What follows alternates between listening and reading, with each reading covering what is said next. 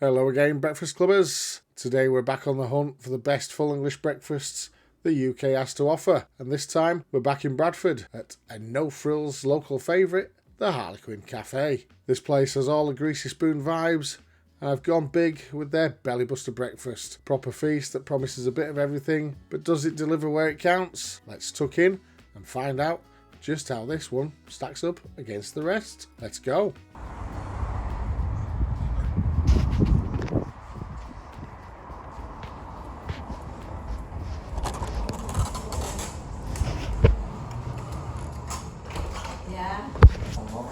Morning, you alright? Yeah.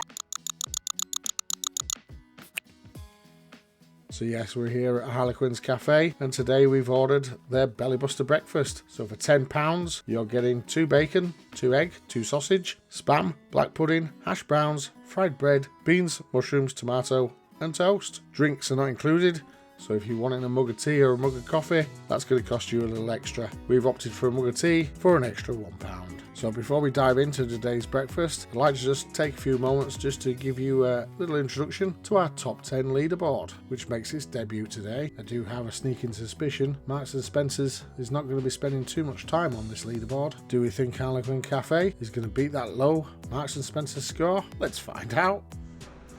Excellent.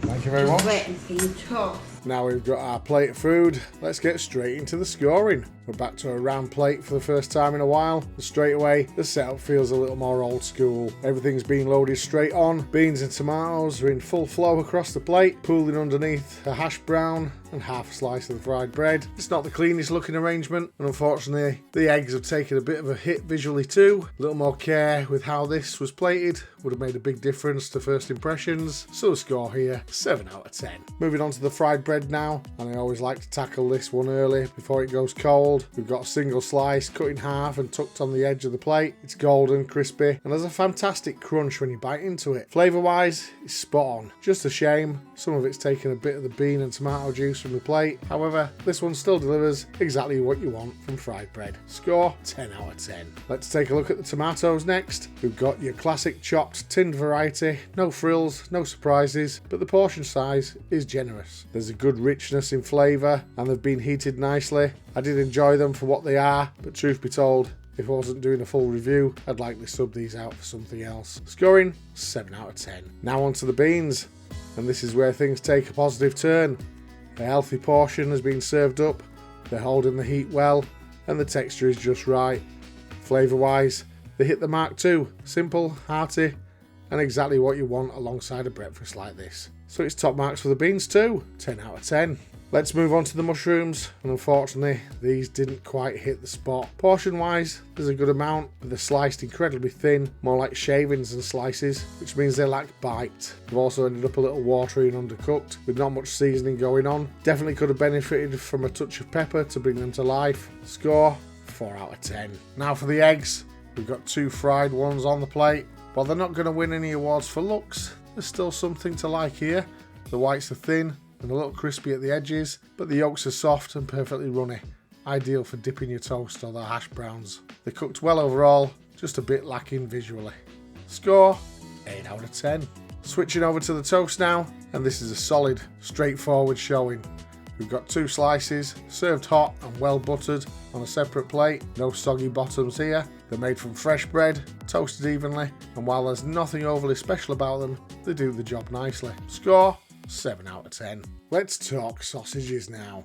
We've got 2 on the plate, so do we have a case of quality over quantity here? Sadly not, I'm afraid, as these are the standard processed variety.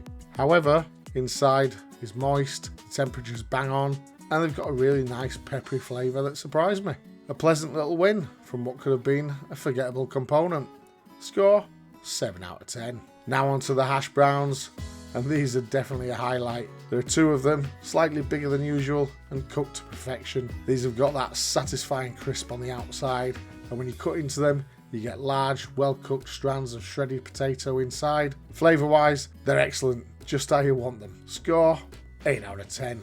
Moving over to the bacon, and again, no complaints here. 2 rashers, cooked with care, with just enough fat to add flavour, but not so much that it overwhelms. There's a slight crisp to the edges, and a really nice savoury finish that just brings it all together. Top drawer stuff, 10 out of 10.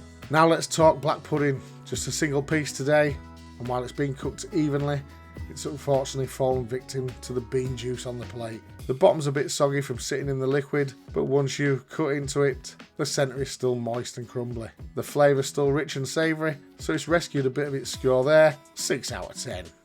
Onto the spam, or sliced pork, as this doesn't look like the usual branded stuff. We've got 2 really thick slices, and honestly, they're fantastic. They've got that unmistakable salty pork flavour, and the texture is perfect. Crispy edges with a soft centre.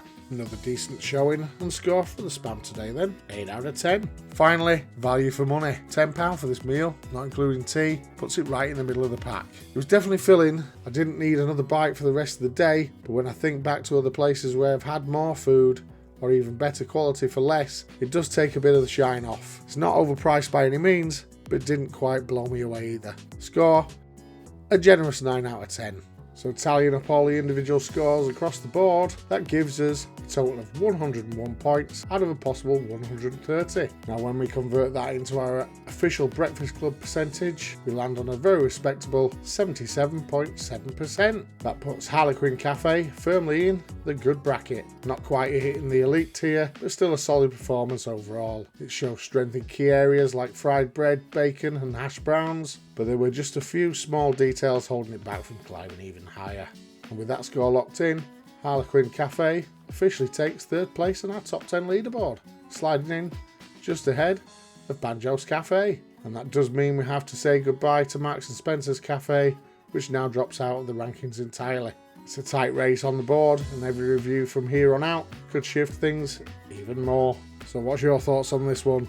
Did you enjoy it? If you did, make sure you hit that like button, subscribe for more reviews, and let me know your favourite greasy spoon in the comments below. We may just give them a visit one day. Thanks for watching. I'll see you in the next one. Bye for now. So that was Harlequin's Cafe. I enjoyed that breakfast. It was quite nice. Thanks for watching. Bye for now.